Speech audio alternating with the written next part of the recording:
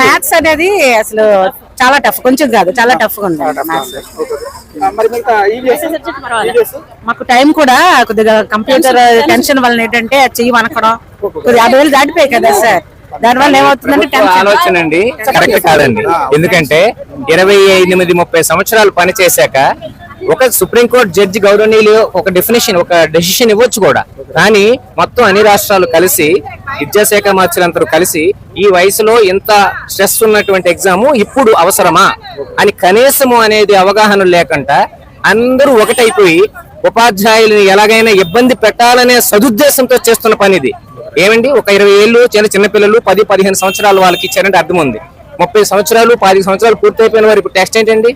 మీరు పెట్టండి, ఎవరికైనా టెస్ట్ పెట్టాలి, ఖచ్చితంగా టెస్ట్ ఉండాలి. ఇప్పుడు ప్రతి 3 ఏళ్ళకి ఒకటి పెట్టండి, 5 ఏళ్ళకి ఒకటి పెట్టండి, అది ధర్మం.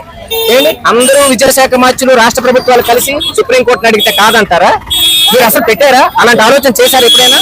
ఎందుకు చేయలేదంటే ఉపాధ్యాయుల మీద ఎవరికి కూడా సరైన ఉద్దేశం లేదు. ప్రభుత్వ ఉద్యోగం ఇచ్చినప్పుడు ప్రభుత్వ ఉద్యోగాలకి పెట్టండి, తప్పలేదు, అది కరెక్ట్ గా ఖచ్చితంగా అప్డేటింగ్ ఉండాలి. కానీ అప్డేటింగ్ అనేది ఒకేసారి చేయాలి అనేటువంటి దానిని మాత్రం మేము అంతగా ఈ పేపర్ ఇచ్చే విధానము ఇప్పుడు స్ట్రెస్ అందరూ ఎవరి ముఖాల్లో నవ్వులేదు.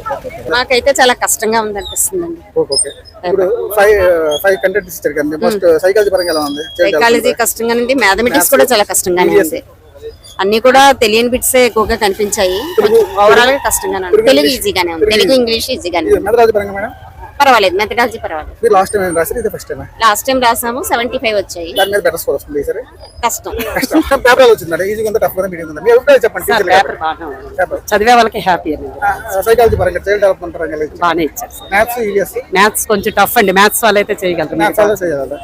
తెలుగు ఇంగ్లీష్ బాగానే మెథడాలజీస్ బాగానే ఉన్నాయి. మీడియం